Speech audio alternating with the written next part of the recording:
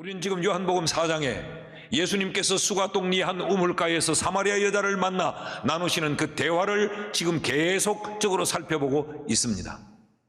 예수님이 이 여자에게 물에 관한 이야기를 시작으로 대화를 시작하셨죠. 우물가니까 물의 이야기를 나누는 것, 그것은 지극히 당연합니다.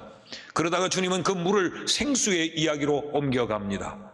그 생수 또한 물과 관계된 이야기기에 그 대화에는 크게 흠이 없습니다. 그런데 우리를 굉장히 당황스럽게 하는 것은 그 물 이야기를 하시던 주님이 갑작스레 그 여인에게 남편 이야기를 끄집어냅니다. 네 남편을 데려오라.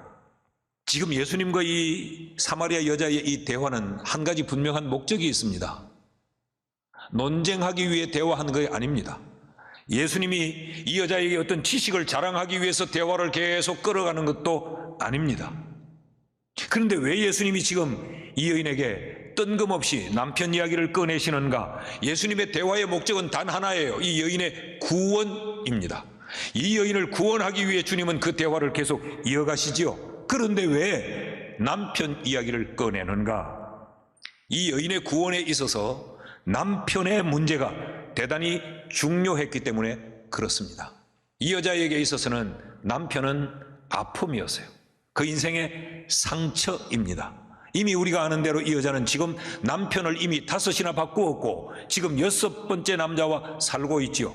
예수님이 네 남편을 데리고 오라 라고 말하니 이 여자는 남편이 없다고 잡아댑니다. 그럴 때 주님께서 그래, 없다는 그 말이 맞는 말이기도 하다. 왜냐하면 네가 이미 남편을 5이나 바꾸었고 지금 6번째 남자와 사는데 이 남자도 네 남편이 아니니 남의 남자를 뺏어 훔쳐 사는 것이기에 네 남자가 아니다. 그러므로 남편이 없다는 말이 옳다라고 말씀을 하세요.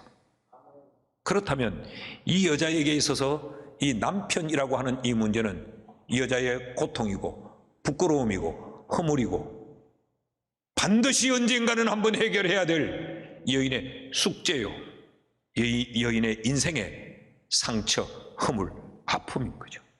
이 여자에게 있어서 남편은 어떤 의미를 갖는가? 이 여인의 인생의 상처요 고통일 뿐만 아니라 이 여자에게 있어서 남편은 그 인생의 주인이었습니다. 남자를 6이나 지금 바꾸고 있다.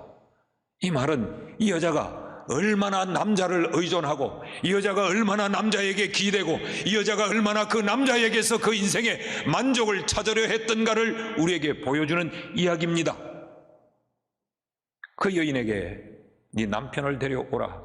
이 여자가 남편이 없다고 말해요. 아직까지 이 여인은 그 인생의 참된 남편을 만나지 못한 겁니다. 여기 남편이라고 하는 이 말, 신약 성경이 기록된 이 헬라어로 남편이라는 말은 아네르라고 하는 말입니다. 이 단어는 남자라는 뜻이에요. 남자. 동시에 주인이라는 의미가 있습니다. 주인. 또 하나의 의미가 있는데 영웅이라는 의미가 있습니다. 그러니까 지금 이 남편이라고 하는 이 말은 단순한 여자 아닌 남자를 말하는 것이 아니고 내 인생을 내어 맡길 수 있는 주인, 네가 존경하고 헌무하고 그를 온전히 배우고 따라갈 수 있는 네 인생의 히어로, 영웅이라는 이야기예요. 그 남편을 데려오라. 그 말은 네 인생에 참된 주인이 있느냐, 네 인생의 영웅이 있느냐, 그런 주님의 반문입니다. 그래서 이 대화를 이어가는 중에 이 여자는 메시아를 기다리고 있습니다. 그 인생을 내어 맡길, 그 인생의 모든 해답이 되는, 자기에게 모든 문제에 근본적인 대답을 줄 수 있는 메시아 그리스도를 이 여자는 아직도 기다리고 있는 거예요. 그러니까 참된 인생의 히어로를 못 만난 거죠. 영웅을 못 만난 거지. 25절 말씀 보십시오. 여자가 이르되 메시아 곧 그리스도라 하는 이가 오실 줄을 내가 아노니 그가 오시면 모든 것을 우리에게 알려주시리이다. 이건 지금 이 여자와 예배에 관한 이야기를 나누다가 나온 이야기예요. 그러니까 예배를 어디서 드려야 좋습니까? 이런 것도 메시아가 오면 대답을 준다. 내 인생의 모든 문제의 해답은 메시아 그리스도다. 그러니까 이 여자는 아직도 참된 주인, 참된 남편, 그 인생의 영웅을 기다리고 있습니다. 그때 주님이 말씀하십니다. 26절에 예수께서 이르시되 네게 말하는 내가 그라 하시니라. 내가 메시아다. 내가 참된 남편이다. 내가 네 인생의 주인이다. 내가 네 인생의 해답이다. 내 상처를, 내 아픔을, 네가 풀지 못한 네 인생의 문제, 그 문제를 내가 풀 수 있다. 내가 네 인생의 영웅이다. 네 인생을 내게 맡길 수 있다. 주님이 이 대답을 하십니다. 그러니까 결국 여기서 우리는 구원이 뭔가를 정의할 수 있어요. 구원은 뭐냐? 남편을 결정하는 것, 그것이 구원입니다. 내 인생의 주인을 찾는 것, 그게 구원이에요. 나 구원받았다. 그 말은 예수 그리스도를 내 인생의 주인으로 결정했다라는 이야기예요. 나는 내 인생의 영웅을 예수 그리스도로 결정했다라는 이야기입니다. 여러분, 그래서 우리가 예수를 부를 때 주님이라고 부릅니다. 주여라고 하는 말은 두 가지의 의미를 담고 있죠. 하나는 Savior, 구세주라는 것. 나를 죄에서 건져주신 구원자. 동시에 또 하나 주여라고 하는 의미는 Lord, 내 인생의 주인이여. 구원받은 우리에게 있어서 예수는 반드시 주인이어야 합니다. 여러분, 우리의 남편은 누굽니까? 예수 그리스도십니다. 그래서 성경은 예수를 신랑에 비유하고 교회를 이 신랑 되신 예수의 신부라고 말하는 거죠. 자, 그럼 예수께서 내가 그로다. 내가 네 인생의 참된 주인이요. 내가 네 인생의 참된 남편이요. 내가 네 인생의 진정한 영웅이다 라고 말씀을 하셨는데, 그럼 그 예수는 어떤 예수인가? 오늘 우리의 신랑을 좀 알아야 합니다. 그 첫 번째로 성경은 우리에게 그 남편은 모든 것을 성취하시고 모든 것을 완전케 하시는 성취의 주인, 완전케 하는 남편이라고 가르칩니다. 예수님 이 여인에게 자기 자신을 내가 생수를 줄 수 있다라고 소개를 하지요. 10절 말씀을 보십시오. 예수께서 대답하여 이르시되 네가 만일 하나님의 선물과 또 네게 물 좀 달라 하는 이가 누구인 줄 알았더라면 네가 그에게 구하였을 것이요 그가 생수를 네게 주었으리라. 내가 누구인 줄 알았더라면 네가 내게 구했을 것이고 나는 네게 하나님의 선물 생수를 네게 줄 수 있다라고 말하지 않습니까? 그럴 때 이 여자가 어떤 반응을 보입니까? 11절 12절 말씀을 보면 여자가 이르되 주여 물기를 그릇도 없고 이 우물은 깊은데 어디서 당신이 그 생수를 얻게 사옵나이까? 우리 조상 야곱이 이 우물을 우리에게 물려주었고 또 여기서 그 야곱과 야곱의 아들들이 또 짐승들이 다 마셨는데 당신이 야곱보다 더 큽니까? 라고 말해요. 근데 당신이 뭔데, 네가 뭔데 나한테 그런 물을 줄 수 있다고 말하느냐? 그러면서 이 여자가 메시아가 오시면 그게 가능하겠지 라고 말을 해요. 25절 말씀이 그 말씀입니다. 여자가 이르되 메시아 곧 그리스도라 하는 이가 오실 줄을 내가 아노니 그가 오시면 모든 것을 우리에게 알려주시리라. 지금 이 여인은 메시아를 기다리고 있습니다. 그때 예수님께서 내가 그로다 라고 말해요. 내가 성취자다. 그 예언된 그 그리스도가 바로 나다. 그 예언이 나를 통하여 성취되고 나를 인하여 완성되었다. 나는 누구냐? 완성의 주체다. 이게 지금 예수님의 말씀이에요. 그러니까 생수는 예수께서 메시아인 것에 대한 예언의 말씀이에요. 창세기 2장에 보면 에덴이 어떤 곳이라고 소개하는가 하면 생수의 강이 흐르는 곳이 에덴이라고 소개합니다. 창세기 2장 10절 말씀에 보면요, 강이 에덴에서 흘러나와, 에덴이 강의 발원지예요. 동산을 적시고 거기서부터 갈라져 네 근원이 되었나니.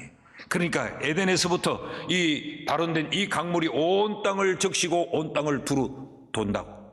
그런데 인간이 범죄함으로 말미암아 이 생수를 잃어버렸어요. 그래서 구약의 모든 성경은 이 생수 되시는 예수 그리스도가 다시 올 것을 예언하고 있습니다. 에스겔서 47장 10절 말씀을 보면 또 이 강가에 어부가 쓸 것이니 엔게디에서부터 에네글라임까지 그물 치는 곳이 될 것이라. 물이 바짝 말라버린 그 강을 지금 상징적으로 이야기하는 거지요. 그래서 물이 바짝 마른 그 강에 고기가 없고 고기가 없으니 어부도 없고, 그런데 예수 그리스도가 오시면 이 강에 물이 채일 것이고, 그리고 거기에 많은 바다의 고기들이 생겨날 것이고, 그러니까 고기가 있으니 그물 던지는 어부들도 몰려들 것이다 라고 말을 해요. 그런데 이 강물이 어디로부터 오느냐? 47장 1절 말씀을 보면 그가 나를 데리고 성전문에 이르시니 성전의 앞면이 동쪽으로 향하였는데 그 문지방 밑에서 물이 나와 동쪽으로 흐르다가 성전 오른쪽 제단 남쪽으로 흘러내리더라. 모든 것을 완성시키는 이 물이 어디서부터 오느냐? 성전에서부터 흘러나오더라. 이 성전은 예수 그리스도입니다. 그래서 예수 그리스도는 성전을 죄의 몸이라고 표현하고 있는 거죠.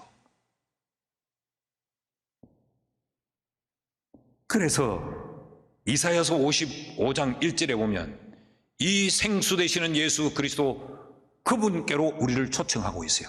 오라, 너희 목마른 자들아 물로 나오라. 돈 없는 자도 오라. 너희는 와서 사 먹되 돈 없이 값 없이 와서 포도주와 젖을 사라. 누구든지 와서 마시라. 생수 되신 예수 그리스도 그분께로 와라. 그러니까 예수 그리스도는 이 생수의 예언된 생수의 성취자로, 완성자로 이 땅에 오신 거예요. 여러분, 그런데 지금 그 예언의 주인공이 모든 예언을 성취한 그 예언을 완성시킨 완성의 주체가 지금 이 여자 앞에 서 있습니다. 이 여자는 아직도 기다리고 있습니다. 그런데 기다리고 있는 그 여자 앞에 성취의 주인 되신, 완성의 주인이신 예수 그리스도가 서 있습니다. 이 여자에게 예수는 완성자예요. 성취자예요. 모든 바램과 기다림과 꿈꾸는 것들을 성취하며 완성시켜 줄 수 있는 분, 그분으로 지금 여기 서 있는 겁니다.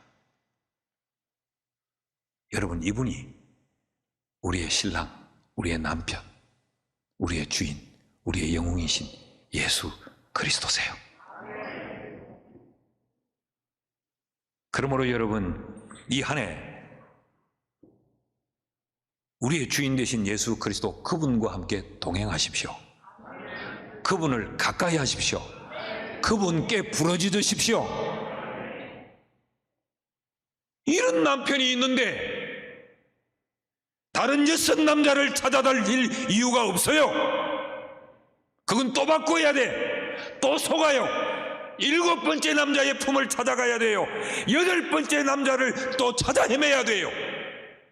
이게 우리의 어리석음이에요. 아직도 우리는 제대로 남편을 못 만났다. 아닙니다.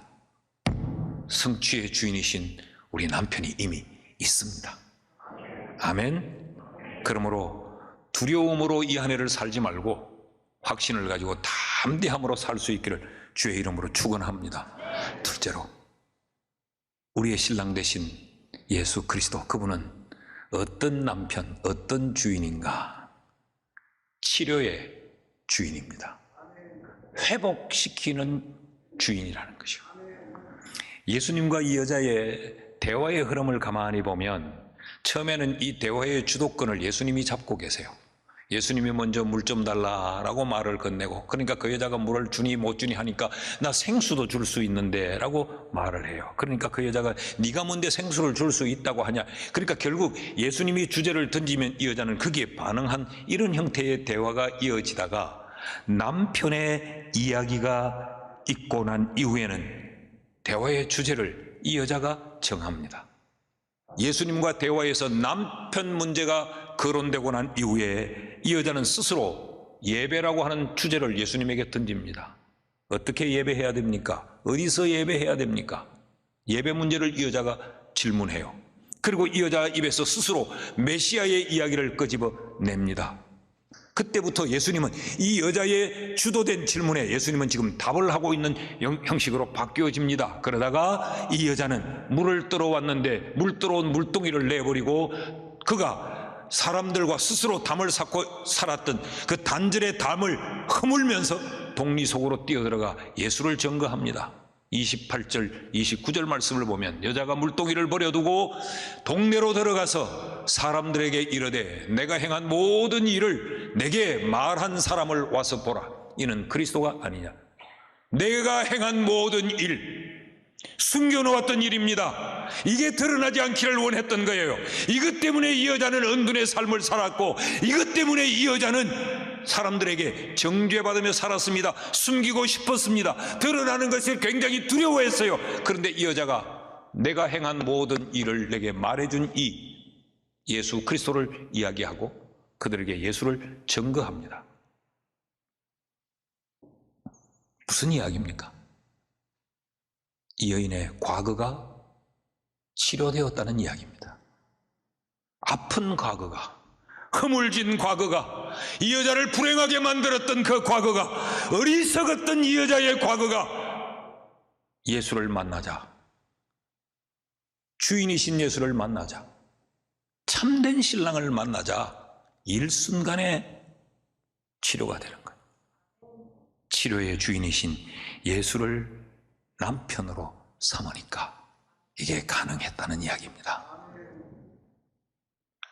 그래서 주님이 네 남편 데려오라 라고 말한 거예요. 주님이 데려오라는 남편은 어떤 남편이었습니까? 이 여자를 불행하게 만들었던 남편. 주님이 데려오라고 했던 그 남편은 어떤 남편입니까? 이 여자를 숨어 살게 만들었던 남편. 주님이 데려오라고 했던 그 남편은 어떤 남편입니까? 이 여자의 인생을 병들게 만들었던 남편. 그 남편은 속이는 남편이었습니다. 행복하게 해줄게, 즐겁게 해줄게, 네 인생이 찬란히 빛나게 해줄게. 그래서 그 남자의 품에 안겼는데 결과는 그 남자는 내 인생을 병들게 했고 나를 속였고 나를 숨어 살게 만들었고 내게 이런 아픔과 상처를 가져다 준 장본인이었어요. 그 남편을 내게 데려오라. 그 말은 그 문제를 내가 치료해 줄게 라는 이야기입니다. 사랑하는 여러분, 여러분에게는 치료가 필요한 삶의 모습, 삶의 내용은 없습니까? 잊으려 해도 도무지 잊혀지지 않는 지난 과거의 상처가 나를 괴롭힙니까? 벗어 던져버리고 자유롭게 살고 싶은데 나를 꽁꽁 묶고 내 인생을 힘들게 하는 내 인생의 고통이 무엇입니까? 나를 이렇게 만든 그 남편 바꿔야 됩니다. 그 남편과 붙어있는 한 이 문제는 해결이 되지 않습니다. 예수 그리스도를 나의 주인으로 온전히 세우면, 그 예수 그리스도께 나를 맡기면, 예수 그리스도를 내 인생의 영웅으로 삼고 그를 따르고 그를 경배하면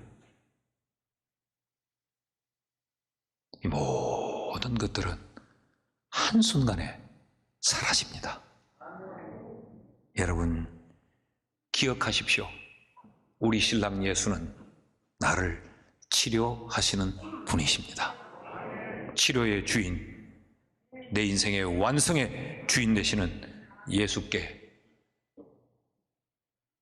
모든 걸 내어 맡기고 그를 주인 삼을 수 있기를 주의 이름으로 축복합니다. 자, 그런데 더 놀라운 사실이 있습니다. 예수는 눈에 보이는 것들, 손에 잡히는 것들만이 아니고 눈에 보이지 아니하는 영혼에 대해서까지도 예수는 주인이 되십니다. 이 여인과의 예수님의 그 대화에서 예수님이 언급하시는 걸 가만히 보십시오.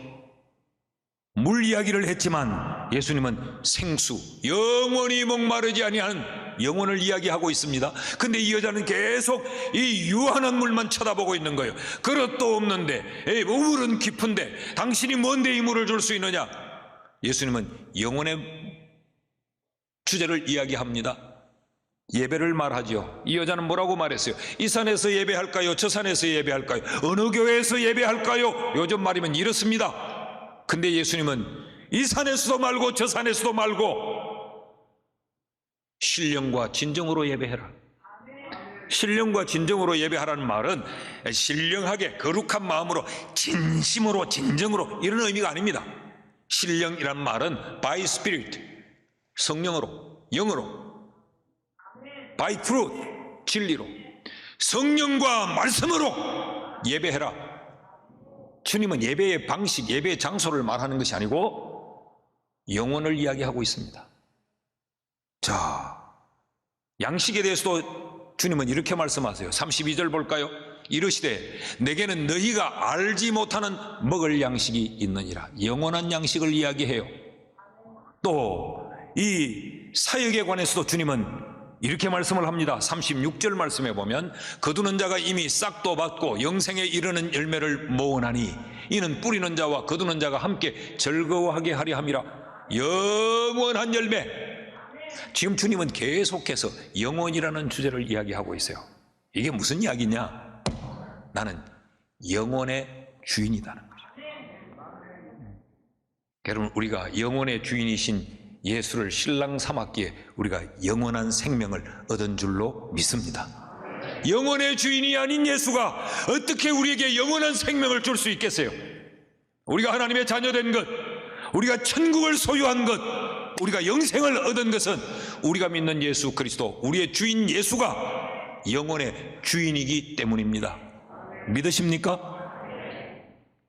요한복음은 이런 이야기를 계속 이어가고 있어요. 요한복음 6장에 보면 35절에 예수님이 이렇게 말씀하세요. 예수께서 이르시되 나는 생명의 떡이니 내게 오는 자는 결코 줄이지 아니할 터이요 나를 믿는 자는 영원히 목마르지 아니하리라. 왜 예수께 오는데, 예수를 믿는데 어떻게 영혼의 문제가 해결될 수 있느냐? 예수가 영혼의 주인이기 때문에 그래요. 요한복음 이어지는 6장의 47절 48절도 똑같은 말을 하고 있습니다. 진실로 진실로 너희에게 이르노니 믿는 자는 영생을 가졌나니 내가 곧 생명의 떡이기 때문이라. 예수를 믿으면 영혼의 문제가 해결이 된다는 거예요. 예수가 영혼의 주인이기 때문에. 10장 28절도 보십시오. 내가 그들에게 영생을 주노니 영원히 멸망하지 아니할 것이요 또 그들을 내 손에서 빼앗을 자가 없느니라. 영혼의 주인이시기 때문에 우리에게 영원한 생명을 주실 수도 있지만 예수께서 주신 이 영원한 생명은 건드릴 자가, 빼앗을 자가, 해할 자가 없다는 거예요. 이건 예수님의 것이니까, 예수님이 주인이니까 그 누구도 해치 못하는 거예요. 그러니까 여러분, 우리는 천국 백성이 됐다가 또 뭐 좀 잘못 살면 또 안 됐다가 이 불안한 게 아니에요. 예수를 믿으면 천국은 영원히 보장입니다. 그 무엇이 뺏을 수가 없어요. 여러분, 이분이 우리의 신랑입니다. 세상에서 제일 두려운 것이 뭐예요? 죽음 아닙니까? 죽음. 우리가 암을 두려워하는 것도 죽을까 봐 두려워하는 거지. 우리가 감기는 그렇게 대수롭지 않게 생각하는 이유는 감기는 잘 안 죽는다는 걸 알기 때문에.